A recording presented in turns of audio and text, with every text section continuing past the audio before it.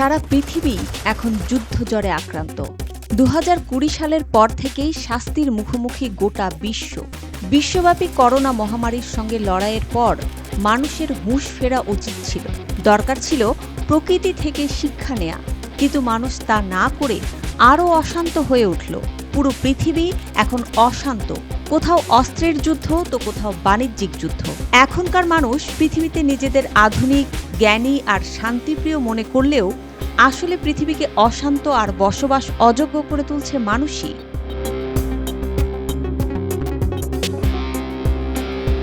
বর্তমান পৃথিবীতে অর্থনৈতিকভাবে এবং সমরাস্ত্রের সম্ভারে পরিপূর্ণ দেশ হিসেবে 1 নম্বর দেশ যুক্তরাষ্ট্র।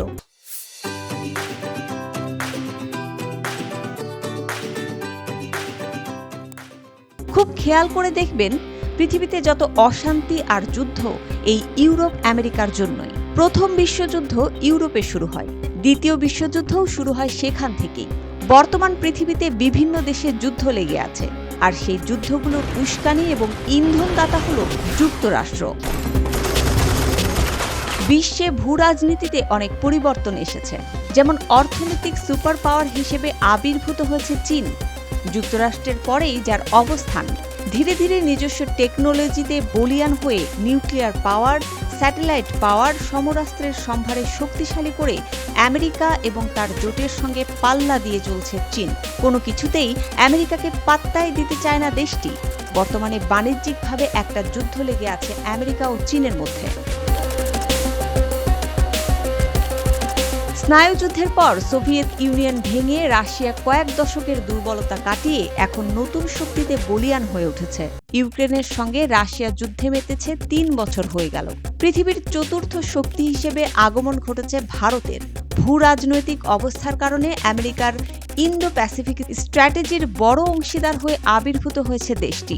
ভারত আর পাকিস্তানের যুদ্ধ বিশ্বভূমিতে নতুন কিছু না হলেও এই দুই দেশের যুদ্ধ নিয়ে মানুষের আগ্রহ অনেক বেশি।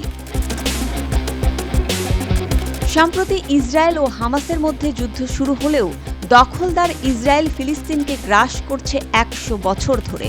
বর্তমানে ফিলিস্তিন ভূমিতে ইসরায়েল যে বর্বরতা চালাচ্ছে তা পুরো মানব সভ্যতাকে আটকে দেওয়ার মতো।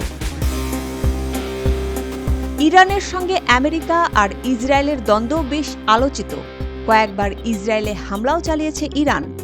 বাংলাদেশ ও মিয়ানমার সীমান্তে পরিস্থিতি উত্তপ্ত, যুদ্ধ পরিবেশ। এছাড়া Taiwan, Afghanistan, Yemen, Somalia, Ethiopia, দক্ষিণ Sudan, Congo, central African republican, Nigeria, Mali, Libya, মিশর, লেবানন, ইরাক, তুরস্ক, কাজাকিস্তান, ভেনেজুয়েলা ও মেক্সিকো ছাড়াও বিশ্বের আরও বেশ কিছু দেশ ও অঞ্চলে যুদ্ধ পরিস্থিতি বিরাজ করছে। পৃথিবীর কোথাও যেন শান্তি নেই। বাংলাদেশ অন্তর্বর্তী সরকারের প্রধান উপদেষ্টা অধ্যাপক ডক্টর মোহাম্মদ ইউনূস 2 দিন আগে এক বক্তব্যে জানান, তিনি যুদ্ধবিরোধী ও শান্তিপ্রিয় মানুষ। পৃথিবীতে যুদ্ধ হোক, এটা কাম্য নয়, কিন্তু এমন এক বিশ্বে আমরা বাস করি যেখানে প্রতিনিয়ত যুদ্ধের হুমকি আমাদের ঘিরে থাকে। মুসবা আলিম তিন্নি, জিটিভি নিউজ।